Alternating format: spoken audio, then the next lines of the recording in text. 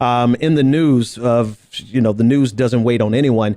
The U.S. abstained from vetoing a UN Security Council resolution condemning Israeli settlements. I want to bring the language up on the screen, if you don't mind, Pat, so we can see specifically what was said.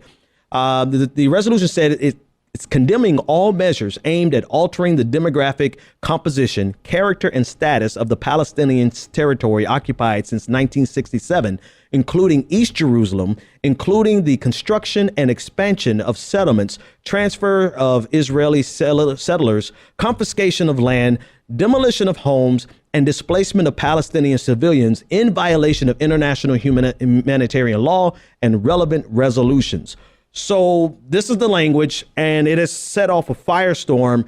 And even though the language comes off as brash, and I'll just use that word, and you could take it however you need to take it, it is a resolution that really had no teeth in terms of doing something. It's just a condemnation of the settlements. But you would have thought that this was the U.S. Well, anyway, I'll leave all hyperbolic language for my show later on. Let's pull up the statement from Samantha Power, who was the U.S. ambassador to the UN. She said, today, the Security Council reaffirmed its established consensus that settlements have no legal validity. President Obama and Secretary Kerry have repeatedly warned, publicly and privately, that the absence of progress towards peace and continued settlement expansion was going to put the two-state solution at risk and threaten Israel's stated objective to remain both a Jewish state and a democracy. This resolution reflects trends that will permanently destroy the hope of a two-state solution if they continue on their current course. All right, so that's one thing that she stated. I found it very interesting how the UN ambassador positioned the U.S.'s sentiment, and you can see it best demonstrated in this clip. It is because this forum too often continues to be biased against Israel, because there are important issues that are not sufficiently addressed in this resolution, and because the United States does not agree with every word in this text, that the United States did not vote in favor of the resolution. But it is because this resolution reflects the facts on the ground and is consistent with U.S. policy across Republican and Democratic administrations throughout the history of the State of Israel that the United States did not veto it. Okay, so it's interesting positioning there, right? So the first position is that that this resolution does not address all of the issues that concerns Israel, right? So the first half of her statement was very sympathetic towards Israel, and that this committee, the UN Security Council, has been unfair to Israel. You know, she's using language trying to position herself on the side of Israel as the reason why they didn't vote for the resolution. Yeah, it's very calm, diplomatic language. We can see she's not trying to burn any bridges here with Israel or with Netanyahu. Yeah, but it didn't really matter because the second half of her statement burned all the bridges in the world, where she essentially said that this reflects the reality on the ground. It reflects the position of both Democratic and Republican administrations. It's pretty par for the course for many of America's positions on Israel. That's why they did not veto it. But in essence, not vetoing it is still tacit support for it. And this is what Netanyahu, of course, we have on the screen. This is what he's come out in full. He's taken this as a full affront to the U.S.-Israeli relationship. And if you read this on the screen next, he said, according to our information, we have no doubt that the Obama administration initiated the resolution, stood behind it, coordinated the wording, and demanded it be passed. He also said, friends don't take friends to the Security Council.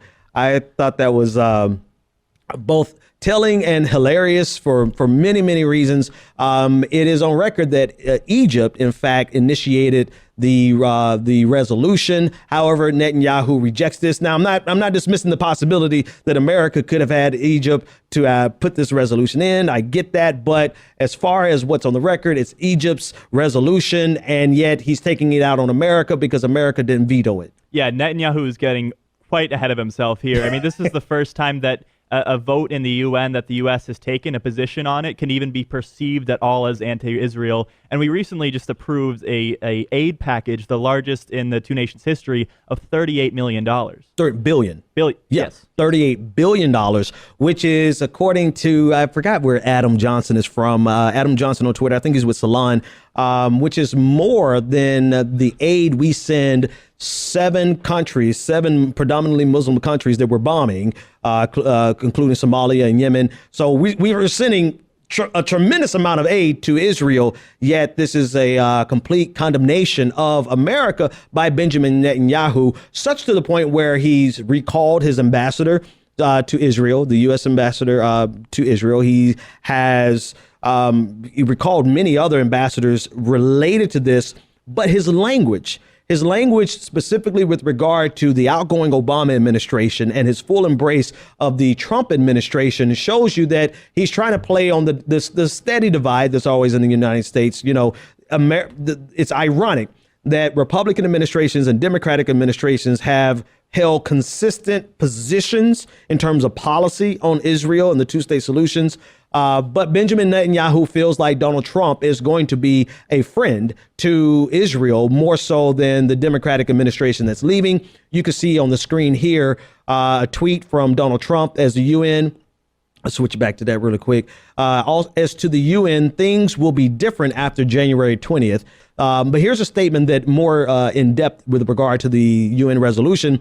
He said the resolution being considered at the United Nations Security Council regarding Israel should be vetoed. This was back on the 22nd of December. He went on to say, as the United States has long maintained, peace between the Israelis and the Palestinians will only come through direct negotiations between the parties and not through the imposition of terms by the United Nations. This puts Israel in a very poor negotiating position and is extremely unfair to all Israelis. My only question here, Pat, is, you know, the UN giveth and the UN taketh away. I mean, there's a lot that the UN has done in favor of Israel. So now all of a sudden is the UN the enemy of Israel, according to Donald Trump? I'm not really sure how to read that statement from him, or even if we should try to analyze it.